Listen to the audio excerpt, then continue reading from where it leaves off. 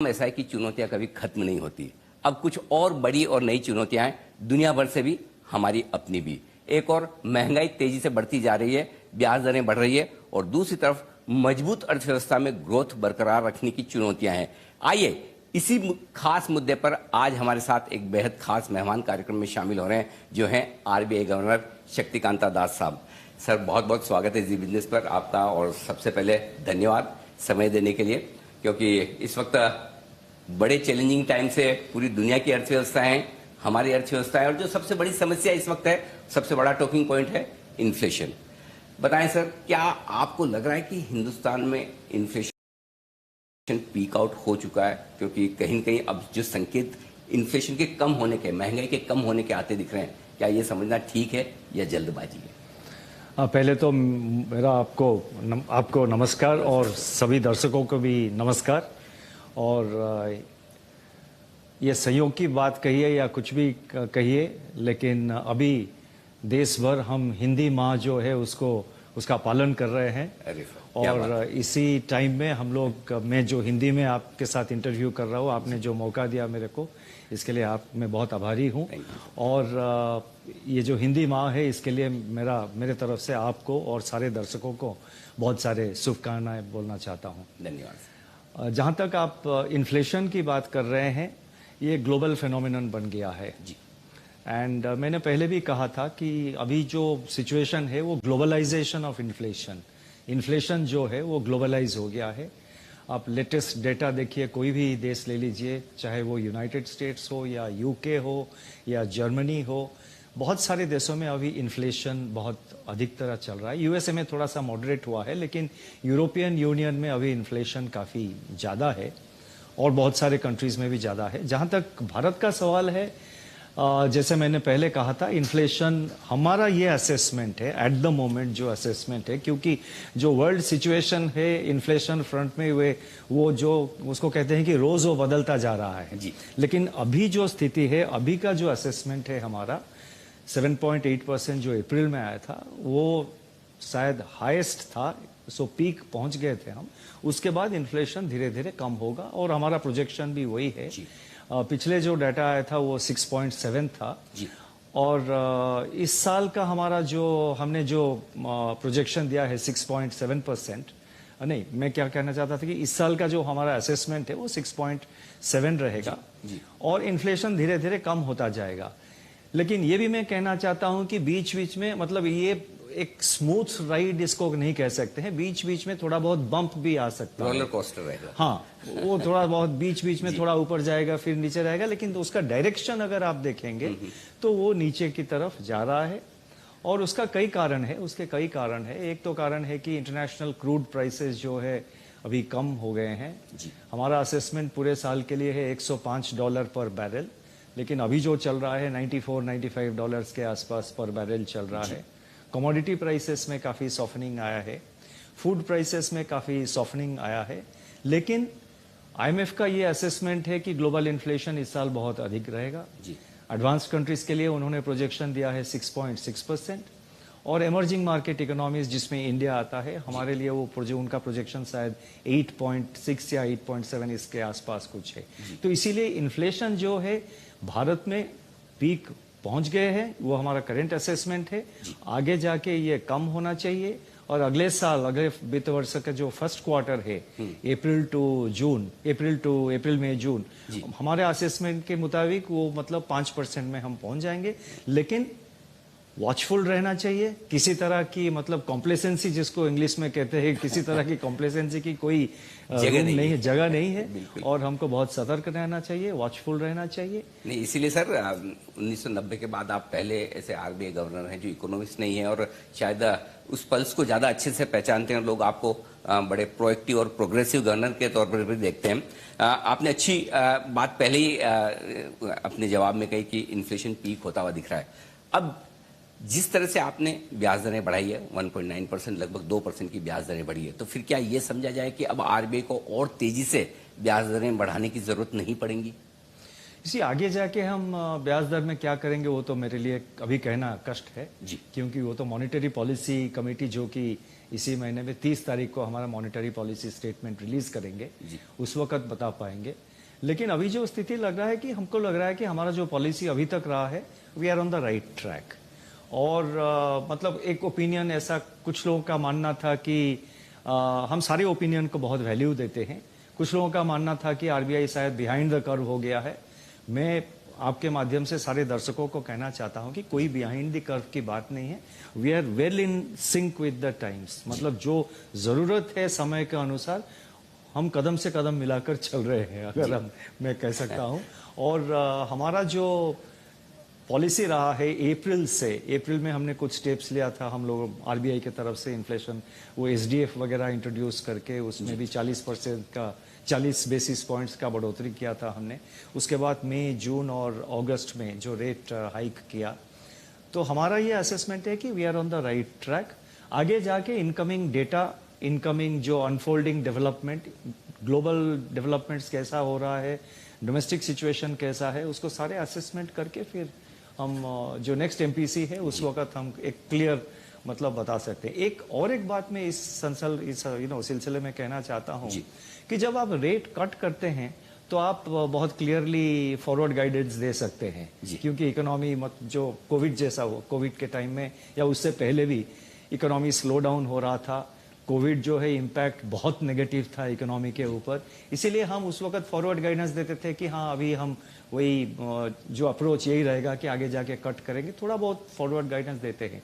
लेकिन इस अभी जो अनसर्टेन सिचुएशन है, डे टू डे सिचुएशन जो बदल रहा है, वीक टू वीक जो सिचुएशन बदल रहा है, इसके बारे में पॉलिसी रेट का जहां तक सवाल है, किसी तरह का फॉरवर्ड गाइडेंस देना बहुत मुश्किल है। इनफैक्ट फॉरवर्ड गाइडेंस देना सही भी नहीं होगा क्योंकि आगे जाके सिचुएशन बदल सकता है। बिल्कुल ठीक बात है। और आपकी तो हर रोज इस पर नजर रहती है, हमेशा आप डेटा देखते रहते हैं कि अब आगे किस तरह की सिचुएशन बन रही है। लेकिन एक चीज जो मैं आपकी बात से समझ रहा हूं वो ये कि इन्फ्लेशन को लेकर तो आप कॉन्फिडेंट है कि पीक हो गया, लेकिन ब्याज दरों को लेकर अभी भी आप ये साफ नहीं कह रहे कि ब्याज दरें पीक हो गई है, यानी कि गुंजाइश अभी भी है। जिस तरह का इन्फ्लेशन अभी है और शायद अगले 3 से 6 महीने और इसे नीचे आने में लगे तो थोड़ी बहुत बढ़ोतरी की गुंजाइश तो है। वो कंक्लूजन आपके ऊपर निर्भर करता है। मैं आपका जो सवाल है आपने बहुत अच्छी तरह पूछा आपने, लेकिन इसका जवाब में हाँ या ना मैं कुछ कहना सही नहीं मानता। ठीक बात है। और एमपीसी है आपकी और जाहिर सी बात है आप सारे मेंबर्स की राय लेकर और आपकी ये खासियत मानी भी जाती है। मैं आपको बताऊं कि आपको ऐसा गवर्नर माना जाता है जो सबकी सुनते हैं और आपसे हम बड़े खुलकर सवाल पूछ पाते हैं, नहीं तो आमतौर पर ये सुविधा ज्यादातर गवर्नर के साथ प्रेस को मिली नहीं है। इसी पर एक बात आपसे और पूछना चाहता हूं। 2 बड़े काम हैं आपके हाथ में हमेशा जो होते हैं, एक तरफ ग्रोथ है, एक तरफ महंगाई है। इस वक्त आपके लिए महंगाई बड़ी चिंता है, लेकिन महंगाई को कम लाने में, ब्याज दरें बढ़ाने के सिलसिले में थोड़ा बहुत असर शायद ग्रोथ पर भी पड़े। क्या आरबीआई इस वक्त हल्की फुल्की अगर ग्रोथ की कुर्बानी देनी पड़े, थोड़ा नीचे लाना पड़े तो भी तैयार है आप मानसिक रूप से कि ठीक है थोड़ी कम भी हो जाए तो फर्क नहीं पड़ता, पहले महंगाई कमानी चाहिए? हमने जो अप्रैल स्टेटमेंट में जैसा कहा है हमने कि अभी जो है सीक्वेंस ऑफ प्रायोरिटीज जो है उसमें इन्फ्लेशन हमारा फर्स्ट प्रायोरिटी है, उसके बाद ग्रोथ आता है। और आप अगर आरबीआई एक्ट अगर आप देखेंगे तो वो मॉनेटरी पॉलिसी का जहां पे प्रोविजन है आरबीआई एक्ट में, उसमें ये साफ लिखा गया है उस कानून में कि इन्फ्लेशन कंट्रोल मतलब जो प्राइस स्टेबिलिटी जो कहते हैं उसके लिए आरबीआई का ये प्राइम रिस्पॉन्सिबिलिटी है, keeping in mind the objective of growth. मतलब ग्रोथ को हमेशा माइंड में रखना चाहिए जब भी हम इन्फ्लेशन के तरफ कोई कदम लेते हैं। और लेकिन हमारा कोशिश अभी जो ये रहेगा, क्योंकि इकोनॉमिक एक्टिविटी काफी अभी रिवाइव हो गया है और रिवाइव भी हो रहा है, और हमारा हमेशा यही प्रायोरिटी रहेगा कि ग्रोथ सैक्रिफाइस जो होगा इन द प्रोसेस वो बहुत कम से कम, जितना कम हो सकता है हम उसके तरफ भी बहुत सीरियसली ध्यान देते हैं। बिल्कुल। तो आपको लगता है कि ग्रोथ में ज्यादा कमी नहीं आएगी, हल्का फुल्का असर शायद दुनिया भर में, जो दुनिया भर में रिसेशन की बातें हो रही है, बड़ी मंदी की बातें हो रही है, क्या उसके साथ हमारी इकोनॉमी मजबूत रह सकती है, या अगर कमी हुई ग्रोथ में तो उसके कारण हमारे अपने लोकल कारण होंगे जो आप ब्याज दरें बढ़ा रहे हैं, या फिर ग्लोबल कारण ज्यादा होंगे? जी, अभी का जो स्थिति है उसमें ग्लोबल कारण ज्यादा है। जी। चाहे वो इन्फ्लेशन हो या चाहे वो ग्रोथ हो। क्योंकि ग्रोथ में आप देखिए ग्लोबल डिमांड जो है वो अभी कम हो रहा है और एक्सपोर्ट सेक्टर जो है हमारे ग्रोथ में बहुत एक इम्पॉर्टेंट रोल प्ले करता है, एक्सपोर्ट इंपोर्ट दोनों। तो ग्लोबल जो डिमांड है अभी उसमें थोड़ा मतलब जिसको कहते हैं कि स्लो डाउन आता है और बाकी इकोनॉमीज में भी थोड़ा स्लो डाउन हो रहा है, इकोनॉमिक ग्रोथ स्लो डाउन हो रहा है। ये भी कुछ लोगों का मानना है कि शायद एडवांस्ड कंट्रीज रिसेशन में चले जाएंगे, लेकिन आगे जाके देखना पड़ेगा। लेकिन स्लो डाउन तो इंटरनेशनली है, तो उसका असर तो जरूर भारत के ऊपर पड़ेगा ही, क्योंकि ग्लोबलाइज्ड वर्ल्ड में जब हम रहते हैं, जब इंटरनेशनली ग्लोबल ग्रोथ बढ़ता है तो हमारे लिए भी एक्सपोर्ट डिमांड बढ़ता है और हमारा डोमेस्टिक सेक्टर भी बहुत अच्छा करता है। तो इसीलिए ग्लोबल फैक्टर्स का इम्पैक्ट जो है वो इन्फ्लेशन के ऊपर रहेगा और ग्रोथ के ऊपर भी रहेगा। जहां तक डोमेस्टिक फैक्टर से ग्रोथ का अब देखिए इस साल का जो है एग्रीकल्चर सेक्टर अभी बहुत अच्छा कर रहा है। बारिश भी काफ़ी, जो जितना गैप था बारिश, वो गैप कम होके अभी एक्सेस रेनफॉल हो गया मॉनसून में। लेकिन हाँ, कुछ एरियाज में जो है वो मतलब बारिश इतना नहीं हुआ और नेट सोइंग एरिया जहाँ पे मतलब कल्टीवेशन जो एरिया है उसका भी जो शॉर्टफॉल था वो बहुत कम हो गया है, अभी 1-1.5% के आसपास है।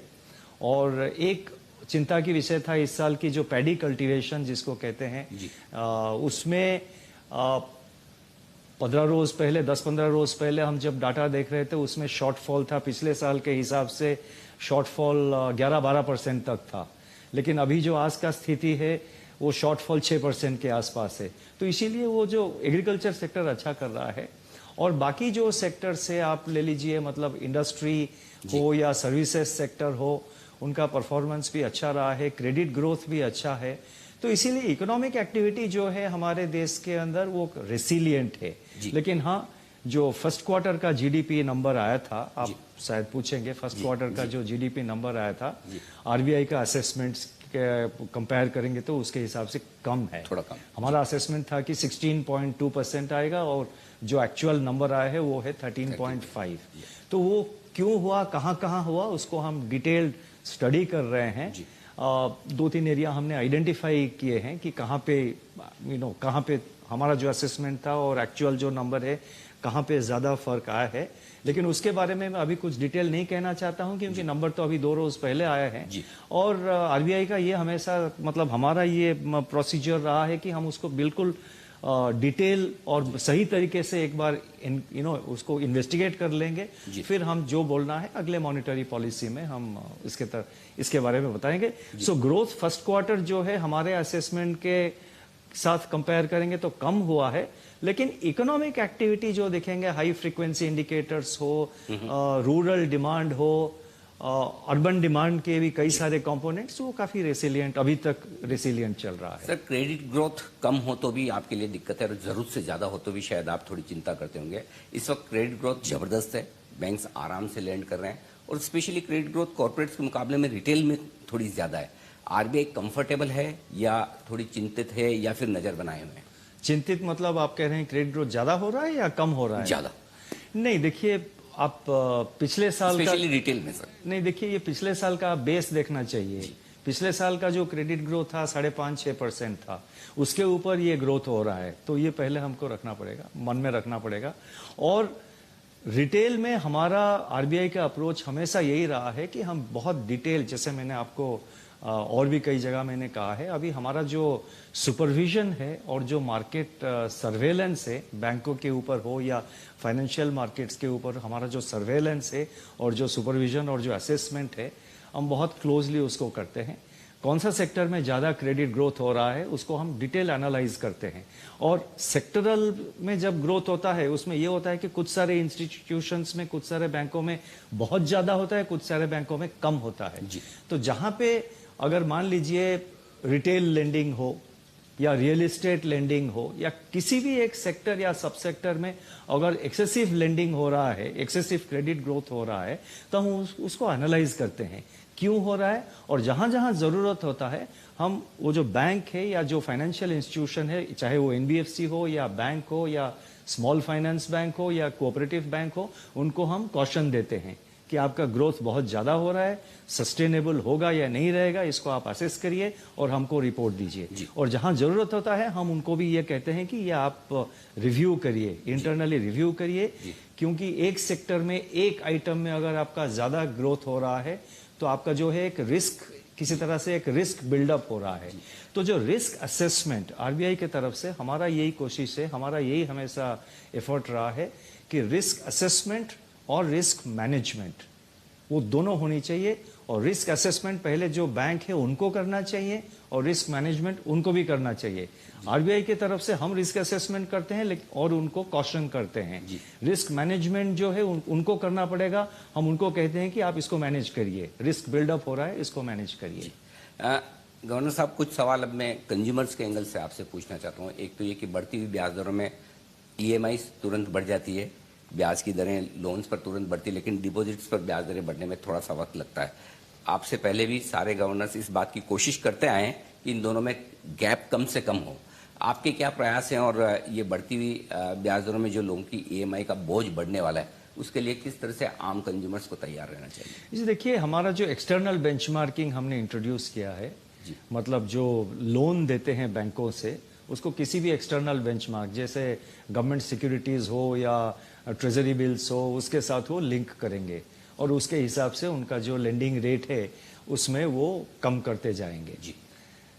और लेंडिंग रेट भी जब बढ़ेगा तो उसके साथ भी वो लिंक करेंगे। मतलब तो इसीलिए अभी क्या होता है कि हमेशा लेंडिंग रेट और डिपॉजिट रेट में थोड़ा सा टाइम लैग रहता है। और हमने जब रेट रिडक्शन किया था उस वक्त इनफैक्ट मैं ये भी आप बताना चाहता हूँ, एक रिसर्च पेपर हाल में आरबीआई का एक रिसर्च पेपर भी पब्लिश हुआ है जिसमें ये दिखाया गया है कि जो एक्सटर्नल बेंचमार्क हमने अभी इंट्रोड्यूस किया है उसके कारण जब रेट लेंडिंग रेट जो है मॉनेटरी पॉलिसी का ट्रांसमिशन लेंडिंग रेट को बहुत जल्द हो रहा है। डिपॉजिट साइड में वो भी होना जरूरी है। जब हम रेट कम कर रहे थे डिपॉजिट साइड में बहुत फास्ट ट्रांसमिशन हो गया है। अभी जब हम रेट बढ़ा रहे हैं लेंडिंग साइड में अगर आप देखेंगे रेट हाइक मतलब अभी भी पूरा प्रोपोर्शनेट नहीं है जी। रेट हाइक जो लेंडिंग रेट हाइक है वो कम है क्योंकि वो आगे जाके उसको धीरे धीरे वो बढ़ाएंगे। और हमारा यही कोशिश, और ये भी आपको देखना पड़ेगा कि मतलब ये भी मैं बताना चाहता हूं कि डिपॉजिट साइड में भी जो डिपॉजिट रेट्स कई सारे बैंकों ने अपने डिपॉजिट रेट्स भी उन्होंने बढ़ाए हैं। कई सारे बैंकों ने कुछ नए डिपॉजिट स्कीम भी लॉन्च किया हुआ है। तो ये जो गैप है डिपॉजिट रेट पिकअप कैचअप करने के लिए लेंडिंग रेट के साथ, ये अभी वो जो गैप है वो कम होता जा रहा है। और इसका यही कारण है कि हमारा जो लिक्विडिटी मैनेजमेंट पॉलिसी रहा है, जो एक्सेस लिक्विडिटी था, हमने वो जो एक्सेस लिक्विडिटी है उसको हम धीरे धीरे पुल आउट कर रहे हैं। जब उसको पुल आउट कर रहे हैं, बैंकों का डिमांड, लोन डिमांड ज्यादा है, आरबीआई की तरफ से हम लिक्विडिटी पुल आउट कर रहे हैं, तो बैंकों के ऊपर ये प्रेशर हमेशा रहेगा कि उनको फंड्स रेज करना पड़ेगा। तो फंड्स लाएंगे कहां से? अपने आप वो डिपॉजिट उनको बढ़ाना पड़ेगा और वो हो रहा है, बैंकों ने कर रहे हैं। तो इसीलिए मैं बहुत लंबा रिप्लाई दे दिया, इतना लंबा कहना नहीं चाहता था, लेकिन बस ये कहना चाहता हूं कि लेंडिंग रेट बढ़ रहे हैं।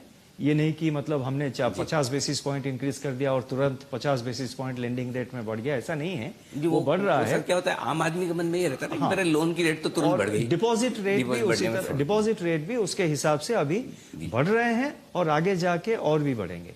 ठीक बात है। अच्छा, एक और बढ़िया काम जो आरबीआई ने किया है उस पर मैं आपको बधाई देना चाहता हूँ। डिजिटल लैंडिंग ऐप पर बड़ा एक्शन आपने लिया है, उस पर गाइडलाइंस बनाई है।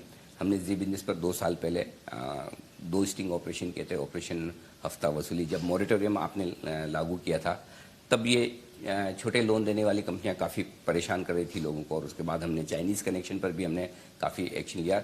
आरबीआई ने बड़ा काम किया है उस पर। ये बताएं सर, काफ़ी कुछ तो कंट्रोल में आ चुकी हैं ये चीज़ें, अभी भी थोड़ी बहुत और चीज़ें हैं, प्लस ये जो विदेशी कनेक्शन निकल कर आ रहे हैं लैंडिंग ऐप्स पर, इस पर आरबीआई का क्या व्यू है और आगे आप क्या करने जा रहे हैं? देखिए, हमने तो डिजिटल लेंडिंग के बारे में हमने नए गाइडलाइंस इशू कर दिए हैं और हमें सेटिस्फैक्शन है कि ऑल राउंड मतलब सारे जो फाइनेंशियल सेक्टर के प्लेयर्स हैं वो मतलब बाय एंड लार्ज खुश हैं कि गाइडलाइंस ठीक है।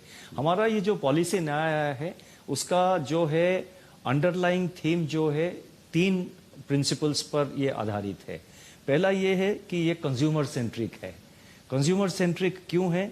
क्योंकि अभी जब भी डिजिटल लोन वो लेते हैं उनको पता लगेगा कि ऑल इंक्लूसिव सारे कॉस्ट मिला के उनको एनुअलाइज्ड इंटरेस्ट रेट ब्याज दर कितना है वो पता लगेगा।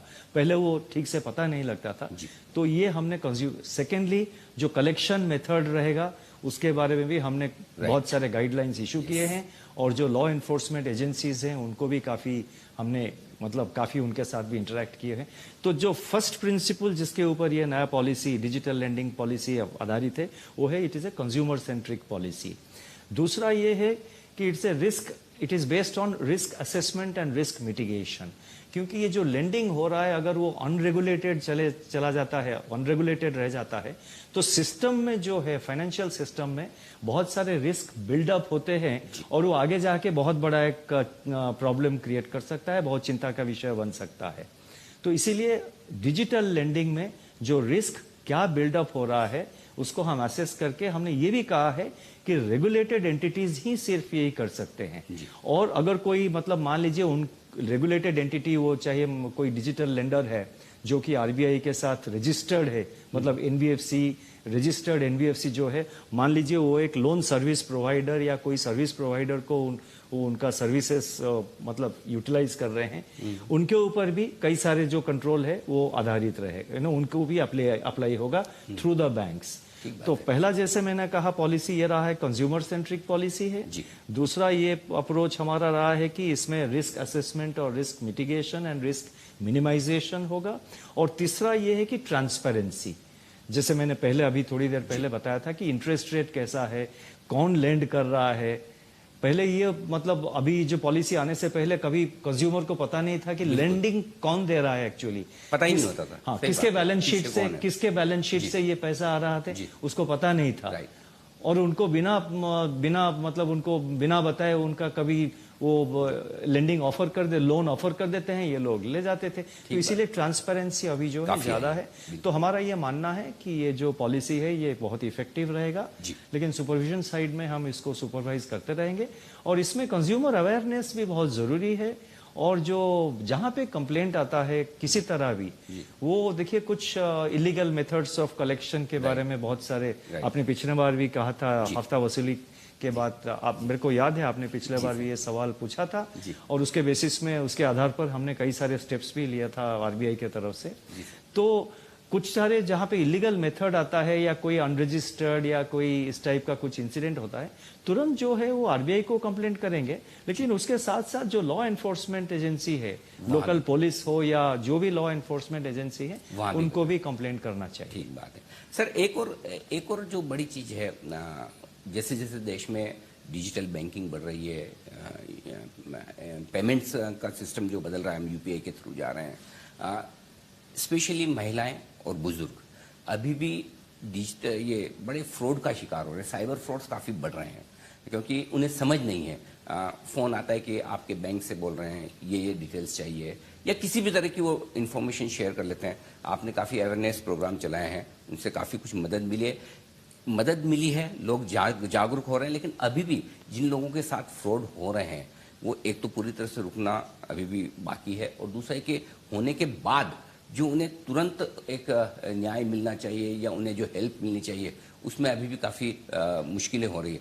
आरबीआई इस दिशा में क्या बड़े काम करने जा रहा है? जी, फ्रॉड तो कई तरह के होते हैं। कभी आपके मोबाइल में आता है कि आपका लोन सैंक्शन हो गया है, आप इसमें वो जो लिंक देते हैं इसमें क्लिक कर लीजिए। या कभी कभी बैंकों के नाम से, आपका अकाउंट मान लीजिए एक बैंक में है और वो मैसेज आता है, उस बैंक वो मैसेज में लिखता है कि हम सो एंड सो बैंक से ये मैसेज है और आपका केवाईसी वेरीफाई नहीं हुआ है, तो आप ये क्लिक कर दीजिए, आपके फ़ोन के ऊपर इसको क्लिक कर दीजिए या टच कर दीजिए स्क्रीन के ऊपर, और वो जो है आपका केवाईसी वेरिफिकेशन करेंगे। कई तरह का इंटेलिजेंट मेथड जो है ये फ्रॉडस्टर्स जो है अडॉप्ट कर रहे हैं। इसीलिए जैसे आपने कहा, हमने अवेयरनेस बहुत क्रिएट कर रहे हैं हम लोग, और चाहे वो टेलीविज़न के माध्यम में हो या एफएम चैनल, रेडियो चैनल के द्वारा हो या प्रिंट मीडिया के थ्रू दैट, या कोई जो वॉलंटरी ऑर्गेनाइजेशंस या कंज्यूमर एसोसिएशंस, उनका सहयोग भी हम लेते हैं। सो अवेयरनेस तो हम क्रिएट कर रहे हैं। जहां तक रेजोल्यूशन के सवाल है, जहां पे अफेक्ट हुआ है, पहले तो ये है कि किसी तरह का अगर टेलीफोन में, मोबाइल में मैसेज आते हैं, पहला ये है कि और बैंकों ने भी काफी सारे वार्निंग मैसेजेस देते हैं कि बैंक की तरफ से इस टाइप का कोई मैसेज नहीं जाएगा कि आपका ओटीपी शेयर करिए या आपका पैन नंबर शेयर करिए। तो जो अगर इस टाइप का मैसेज आता है तो आप सेपरेटली डायरेक्टली आपके बैंक ब्रांच को कांटेक्ट करना चाहिए। और अगर मान लीजिए कुछ इंसिडेंट ऐसा हो जाए तो तुरंत बैंक में कंप्लेंट कर देना चाहिए। उनका कॉल सेंटर है, ऑनलाइन कंप्लेंट या वॉइस मेल में कंप्लेंट, मतलब थ्रू द कॉल सेंटर आप कंप्लेंट दे सकते हैं। और 30 दिन के अंदर अगर बैंक में रेजोल्यूशन नहीं मिलता है तो आप मतलब जो अफेक्टेड है कंज्यूमर जो है वो आरबीआई के ऑम्बुड्समैन के पास आ सकते हैं। कोशिश तो हमारा यही रहा है कि ऑम्बुड्समैन मैकेनिज्म को यूटिलाइज करेंगे, लेकिन फर्स्ट जो रेजोल्यूशन है वो बैंकों को करना पड़ेगा 30 दिन के अंदर। 30 दिन के अंदर अगर बैंक या जो लेंडिंग इंस्टीट्यूशन है वहां रेजोल्यूशन नहीं हुआ, आपका जो प्रॉब्लम या जो कंप्लेंट है उसके तरफ ध्यान नहीं दिया गया, तो उसके बाद आरबीआई को आ सकते हैं। सर अब मेरे आखिरी 2 सवाल, पहला इकोनॉमी से जुड़ा और हुआ। तो भी पूछ सकते हैं। जी। सबसे पहले जब आपने गवर्नर के पद पर कार्यभार संभाला, $400 बिलियन के आसपास हमारे रिजर्व थे, अब $600 बिलियन के आसपास हैं।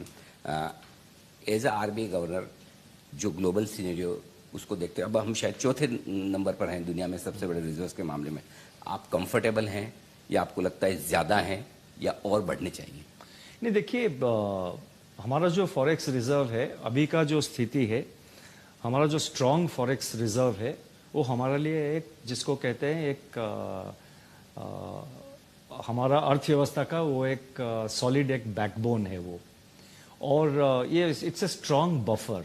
अभी इतना करेंसी मार्केट हो या फाइनेंशियल मार्केट में इतना उथल पुथल हो रहा है, लेकिन हमारा जो स्ट्रॉन्ग रिजर्व से 600 बिलियन, आपने कहा 600 बिलियन के आसपास, तो वो उसके कारण जो है मार्केट हो या इंटरनेशनल इन्वेस्टर्स हो या मतलब सबका एक कॉन्फिडेंस है कि मतलब आरबीआई का फॉरेक्स रिजर्व जो स्ट्रॉन्ग है। तो देयरफॉर किसी भी तरह का जब क्राइसिस होगा, हम जो आरबीआई है, भारत जो है, हम वी आर बेटर प्लेस्ड उसके साथ डील करने के लिए। तो ये जो रिजर्व हमने बिल्ड किया, हमने मतलब जो अपॉर्चुनिटी था और अपॉर्चुनिटी को हमने यूटिलाइज किया। पिछले 2-3 साल में फॉरेक्स इनफ्लो बहुत था, फॉरेक्स इनफ्लो बहुत था और हमको अपॉर्चुनिटी मिला कि हम फॉरेन एक्सचेंज बिल्डअप करें और हम अपॉर्चुनिटी को उसका यूटिलाइज किया। क्योंकि देखिए जब इनफ्लो होता है आउटफ्लो भी होगा, मतलब ये तो एक साइकिल है। तो इसीलिए आउटफ्लो जब होगा उसके लिए हमको तैयार रहना चाहिए, इसीलिए हमने रिजर्व बिल्ड किया था और it is acting as a strong buffer. अभी का जो स्थिति है, इतना उथल पुथल हो रहा है इंटरनेशनली, ये हमारे लिए एक सॉलिड सपोर्ट, एक बफर है हमारे सिस्टम के लिए। और जहां तक लेवल है फॉरेक्स रिजर्व का, कोई मतलब लेवल जो है, कई तरह की मेजरमेंट है कि इतने मंथ का इंपोर्ट बिल कवर कर सकता है या जीडीपी का इतना परसेंटेज, ऐसा मतलब कई मेथड से, लेकिन उसको आप अलग रखिए।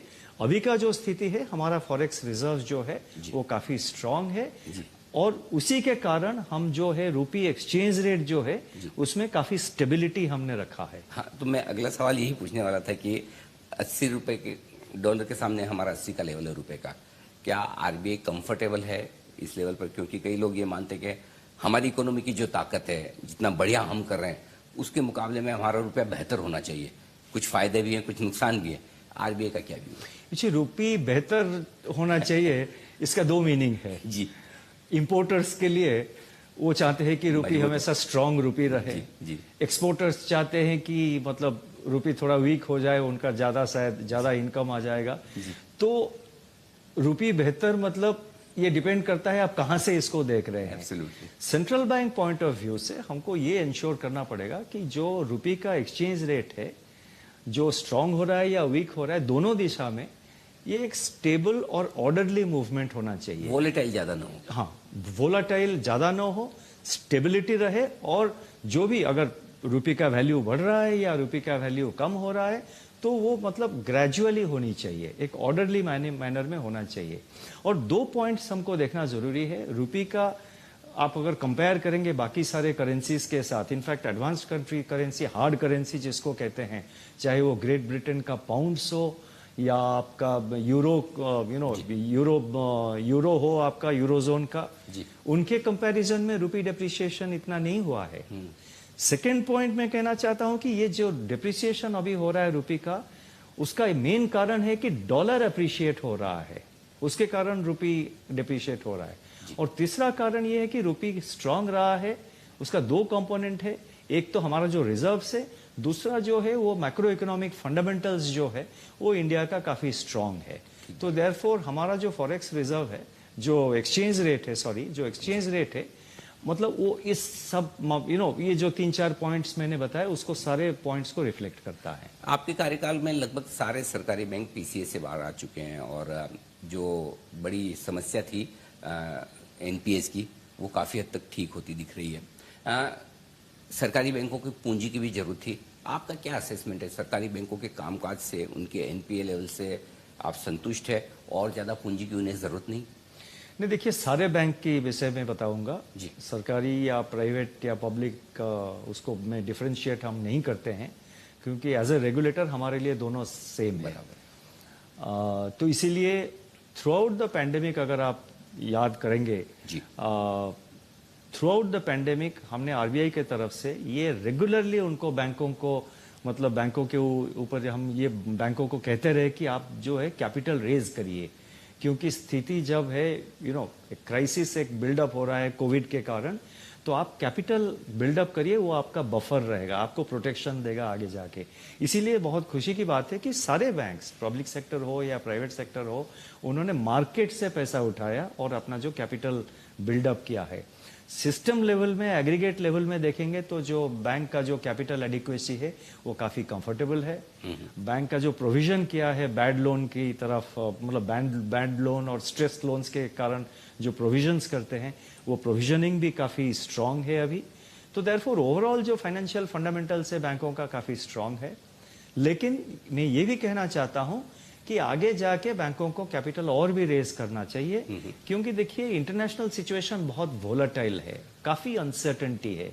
तो हमको हमेशा we have to think of the worst and prepare, do our best thinking of the worst. मतलब कब क्या ज्यादा स्ट्रेस क्या हो सकता है, उसको we have to think of the worst.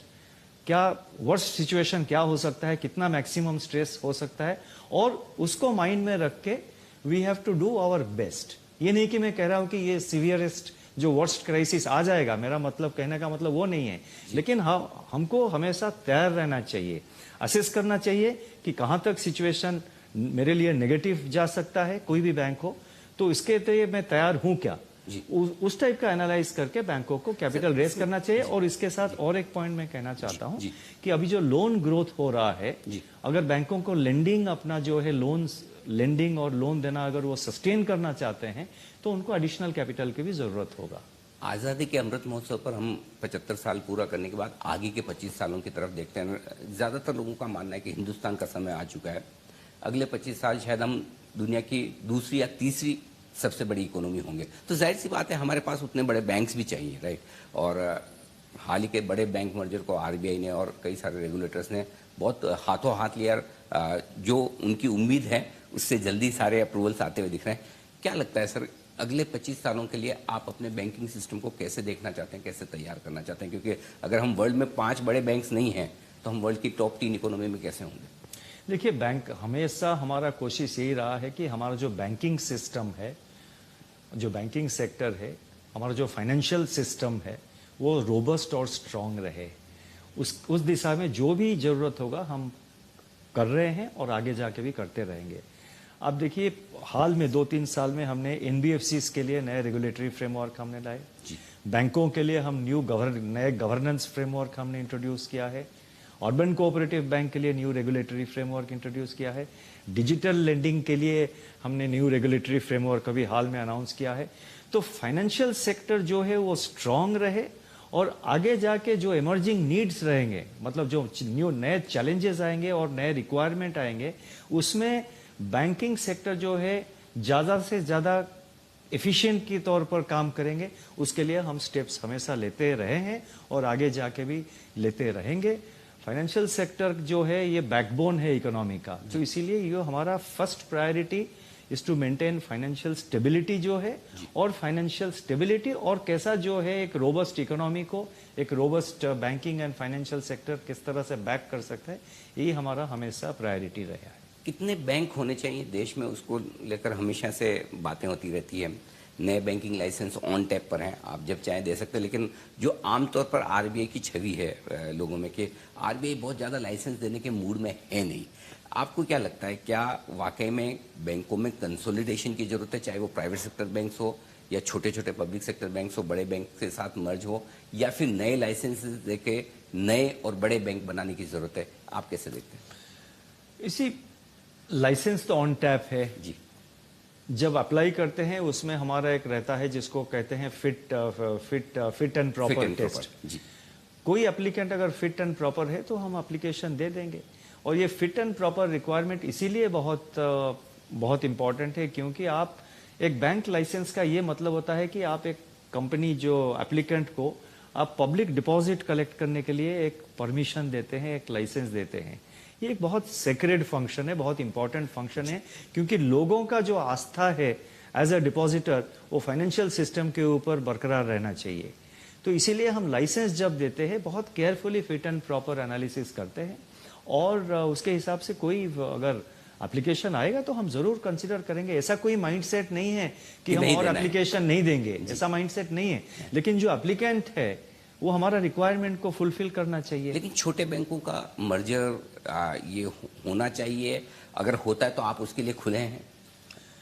देखिए, अगर छोटे बैंक किसी लार्ज बैंक के साथ अपने आप मर्जर करना चाहेंगे तो वो लॉ में प्रोविजन है, दोनों कंपनीज के, दोनों बैंकों का बोर्ड वो उनको डिसाइड करना पड़ेगा। वो अगर मर्ज करेंगे फिर हम देखेंगे तो वो मर्जर का क्या नतीजा क्या निकल रहा है, मर्जर के बाद वो बैंक स्ट्रांग हो रहा है या वीक हो रहा है, या अगर कोई नए प्रमोटर आ रहे हैं तो वो नए प्रमोटर उनका क्या क्वालिफिकेशन है, वो हमारा जो क्राइटेरिया है उसको मतलब हमारा जो कंडीशंस है और जो फिट एंड प्रॉपर कहते हैं उसको वो सेटिस्फाई कर रहे हैं नहीं, इस सब को मद्दे रख के ऐसा कोई माइंडसेट हमारा नहीं है कि हम इसको एनकरेज करेंगे या एनकरेज नहीं करेंगे। और कोई एप्लीकेशन आएगा तो with an open mind we will examine it. आपने दो बड़े चुनौतियों वाले समय देखे हैं सर। एक तो पेंडेमिक के वक्त, आई एम श्योर वो एक लाइफ टाइम में एक्सपीरियंस रहा होगा। इस वक्त एक तरह से ग्लोबल चैलेंजेस बहुत ज़बरदस्त हैं, चाहे वो मंदी के खतरे हों, युद्ध चल रहे हों, ये सारे। 2020 और 2022 कौन सा ज़्यादा चैलेंजिंग लगता है? इसी दोनों सिचुएशन चैलेंजिंग है। 2020 सबके लिए जब कोविड आया तो एक बहुत बड़ा एक सरप्राइज और शॉक था। और अभी 2022 में जब वॉर शुरू हो गया यूरोप में, वो भी सबके लिए, किसी ने एक्सपेक्ट नहीं किया था कि इस हद तक वॉर होगा और इसका इम्पैक्ट स्पिलओवर्स इतना रहेगा, वो भी एक बहुत बड़ा सरप्राइज रहा है। तो एवरी सिचुएशन जो है वो चैलेंजिंग रहता है और चैलेंज के हिसाब से हम कैसे अपना काम, कैसे उसको रिस्पॉन्ड कर सकते हैं, कैसे एंटिसिपेट कर सकते हैं। कोशिश तो हमेशा, हमारा एफर्ट तो हमेशा यही रहता है कि हम मतलब जो चैलेंजेस है उसके मतलब उसके हिसाब से हम आगे जाके काम करेंगे। आपका क्या विजन है हिंदुस्तान की इकोनॉमी को लेकर? अगले 25 सालों में आप कहाँ देखते हैं हमारे देश को, हमारी इकोनॉमी को? देखिए, मैं इतना बड़ा आदमी नहीं हूँ कि बताऊंगा कि देश का मतलब क्या विजन है, लेकिन नहीं, मैं बताऊं, न सिर्फ हिंदुस्तान के सबसे बड़े और सक्सेसफुल रेगुलेटर, लेकिन आरबीआई का नाम दुनिया भर के सेंट्रल बैंक्स में सबसे सम्मान से लिया जाता है क्योंकि आप और कई सारे हमारे पहले जो गवर्नर्स रहे हैं वो प्रोएक्टिव रहे हैं, समय से पहले भांप कर चीज़ों को समय से एक्शन लेने के लिए जाने जाते हैं। इसलिए आपकी विनम्रता है कि आप ऐसा करें। लेकिन डेफिनेटली मैं आपसे जानना समझना चाहता हूं कि अगले 25 सालों में आप कहां देख रहे हैं हमारी इकोनॉमी को, हमारे देश को? देखिए, ये जो मोमेंट है ये हमारे लिए एक बहुत बड़ा अपॉर्चुनिटी है। अभी और आगे जाके अगले 10 साल या अगले 25 साल आप देखेंगे तो भारत के लिए ये बहुत बड़ा एक अपॉर्चुनिटी है। हमारा डेमोग्राफिक डिविडेंड अभी है जो कि शायद 2050 तक या 2060 तक वो डेमोग्राफिक डिविडेंड हमारे पास है, तो हमको फुल्ली कैपिटलाइज करना चाहिए। अभी विश्व भर इतना प्रॉब्लम है लेकिन इंडियन इकोनॉमी काफ़ी रेसिलिएंट है। ग्लोबल सप्लाई चेन उसमें काफ़ी डिसरप्शन हो रहा है और ये भारत के लिए एक बहुत बड़ा अपॉर्चुनिटी है, उसको हमको कैपिटलाइज करना चाहिए और हो रहा है। मैं ऐसा नहीं कह रहा हूँ कि नहीं हो रहा है, हो रहा है। तो ये जो सिचुएशन है भारत के लिए एक बहुत बड़ा अपॉर्चुनिटी है और मेरा मानना ये है कि हम फोकस्ड रहेंगे तो ज़रूर इसका मतलब कोई भी हो, मतलब कोई अथॉरिटीज़ हो या बाहर कोई प्राइवेट सेक्टर प्लेयर हो, कोई भी स्टेक होल्डर हो, ये सबके लिए एक बहुत बड़ा अपॉर्चुनिटी है। और मैं जहां देखता हूं, मैं भारत के ग्रोथ की विषय में मैं बहुत ऑप्टिमिस्टिक हूं। मेरा अप्रोच हमेशा यही रहता है कि मैं हमेशा ऑप्टिमिस्टिक रहता हूं, और ऑप्टिमिस्टिक रहना सिर्फ काफ़ी नहीं, ऑप्टिमिज्म रखना चाहिए, उसके हिसाब से अपना जो कदम लेना चाहिए, जो मेजर्स लेना चाहिए, वो भी लेना चाहिए। तो इसीलिए अगले 10-25 साल आप अगर पूछेंगे, अगले 25 साल आपने पूछा, आई थिंक भारत का प्रोस्पेक्ट जो है बहुत ब्राइट है, और उसके हिसाब से सबको काम करना पड़ेगा, ताकि 2047 जब हम 100 साल मनाएंगे अपने इंडिपेंडेंस के लिए, तो इसीलिए उस वक्त इंडिया जो है, अभी का जो सिचुएशन है 6th लार्जेस्ट इकोनॉमी, या उसमें से और थोड़ा ऊपर जाना चाहिए। बिल्कुल।